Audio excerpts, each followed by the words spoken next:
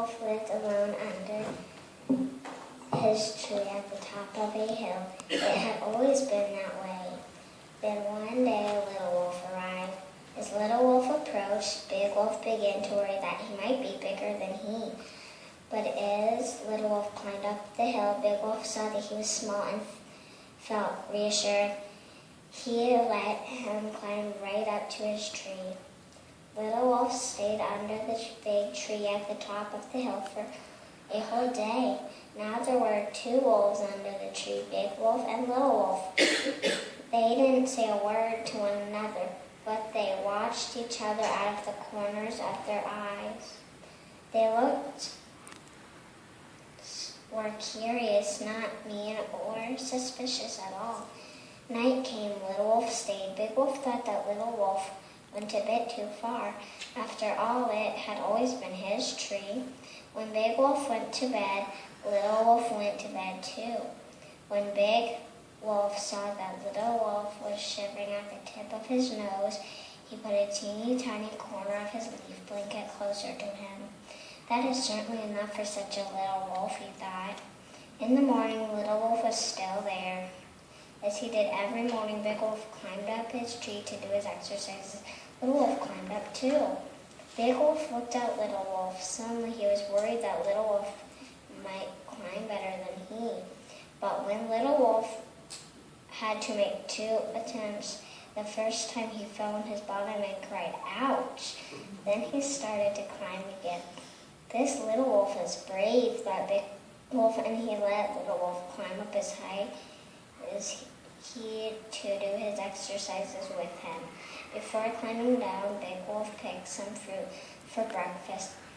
He took a little more than usual. Then he prepared his meal. Little Wolf climbed down behind him. He hadn't picked anything. Big Wolf ate. He pushed a plate of fruit toward Little Wolf, and Little Wolf ate.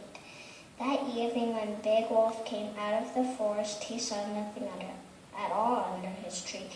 "I must be too far away," he said to himself, smiling.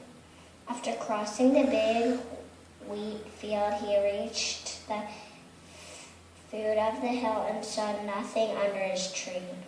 "How strange," he said to himself. "After all, Little Wolf isn't all that little." Big Wolf felt uneasy for the first time in his life. He climbed back up the hill much more quickly than on the other evenings. There was no one under his tree, no one big, no one little. It was like on the other evenings. There was no one under his tree, no one big, no one little. It was like before, except now that Big Wolf was sad. In the morning, just like every morning, Big Wolf climbed up his tree, but for the first time, he didn't do his exercises. He looked into the distance. Big Wolf looked for a long time in the distance.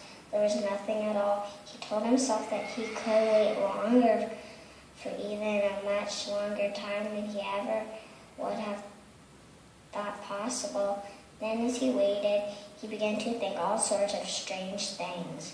He thought that if Little Wolf returned, he would leave him a larger corner of his leaf blanket, even a much larger one.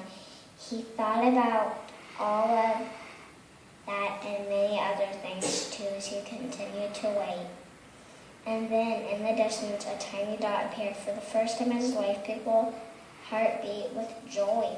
Little Wolf climbed up the hill and sat down under the tree. "Where were you?" asked Big Wolf. "Down there," said Little Wolf without pointing.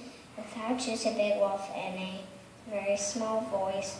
"I was lonely." Little Wolf took a step closer. "Big Wolf, me too," he said. "I was lonely too." He rested his head gently on Big Wolf's shoulder.